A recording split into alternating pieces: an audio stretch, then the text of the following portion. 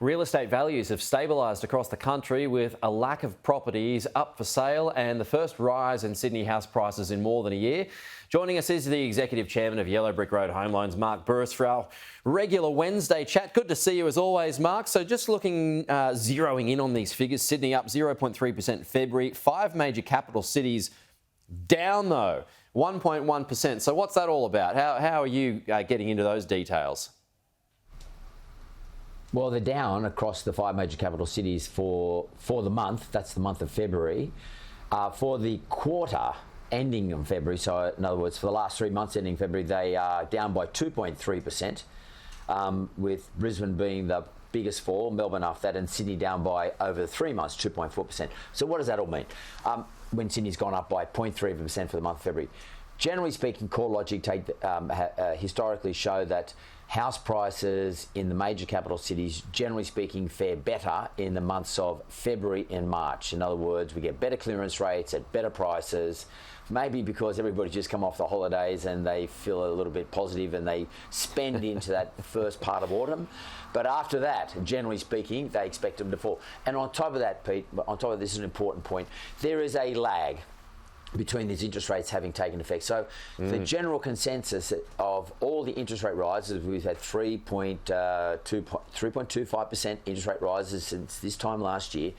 The general opinion is that 180 basis points, or 1.8 of that, hasn't yet hit the marketplace. In other words, is still in lag territory. Plus we've got all the fixed rates that are about to come off as well in 2023. So expect more falls. That's the bottom line. Okay, well, on rates, and Bill Evans, he tends to create a headline or two, Bill Evans. He's usually pretty good too. So he says there's going to be 2 or 3 more rate rises. And then there could well be 7 cuts that takes us into 2025. How do you feel about that forecast from Bill Evans? Well, knowing I was speaking to you this morning, Pete, I've been thinking about it, exactly that point. And, you've kept me up all night. So when I examined, so we talk about 9 rate rises so far, right? And let's say we have 2 more, so that's 11 rate rises. That means that on 11 occasions in the last 12 months, we put the rates up. But when I went and did a calculation, we've actually had 13 rate rises at 25 basis points so far, even though they've only done it on 9 occasions, because we had quite a lot of 50 basis point rate rises.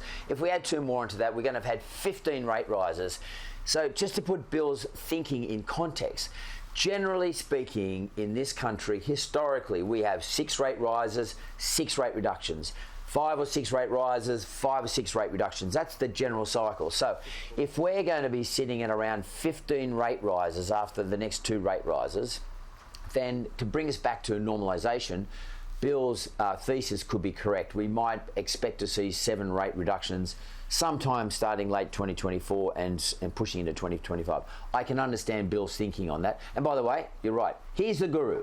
Bill has been probably the most accurate predictor of rate increases and rate changes in the last 30 years in this country. Well, I mean, I've got to give a shout out to Warren Hogan too. I mean, I choked on my Weet-Bix a few months ago when he said there'd be 4 this year, and he might well be accurate too. That'll take us up to 4.1% eventually before it all comes down.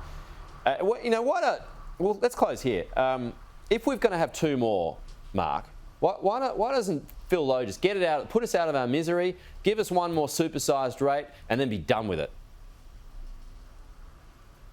Mate, don't start me on Phil Lowe, because as far as I'm concerned, they're giving the nation. It's not just him; it's all the people sit around him too, by the way, who are advising him. And 2 of them are leaving. Giving the nation brain damage. Brain damage. At 1 minute, they're saying interest rates not going to go up to 2024. Go buy houses and borrow money at fixed rates of at 2%, and you'll be sweet. Yeah, and then the next minute, they're telling us, we've got to control inflation, we've got to control wages. We're just going to keep putting rates up. So I don't think he knows what he's doing. That's the bottom line. And I'm sorry. I'm sure there's a whole lot of science sitting around this and numbers and data, etc. End of the day, I don't really think they know what they're doing. They're just hoping that they're crossing their fingers, hoping they're going to get it right. What sort of a conversation do you think Phil Lowe would be having with Jay Powell at a dinner table? dude, let's make sure we get this world back to 2% inflation rate. It doesn't really matter whether 2 to 3% band is the correct band, even though we said it back in 1996. I'm going to go hard. And by the way, if I increase the unemployment number from 3.5%, which is where I wanted to get it, by the way, I talked about it, getting it down there. He wanted to get down there 2 years ago at 3.5. But if I get it back up to 4.5%, and people like my dad will lose their job as a result of it and can't pay the mortgage and have to sell the house and lose the deposit they saved up for 20 years, that's bad luck. Yeah. We'll make sure on my way out I get inflation back to 2 to 3%. No, both of them are having difficulties was my point there, and also Phil Lowe saying, hey, I'm going to keep my $1 million salary, but everyone else should have a pay cut. Does that sound fair? Mark Bouris, good to see you, looking fit and healthy as always. Have you been boxing this morning? No, I was wrestling. I was doing jiu-jitsu today. And by the way, the young guys just throw me around the joint. They're knocking me around. But I don't know, I'm a sucker for punishment. And by the way, listen, I'm in the lending industry. Talk about sucker for punishment, my God. Anyway, we'll be right. No, you look good as always. Right, you're a just picture. got to get these guys to get up and tell the truth. You're a picture of health, and I agree with you as always, Mark Bouris. Good point. We will talk to you again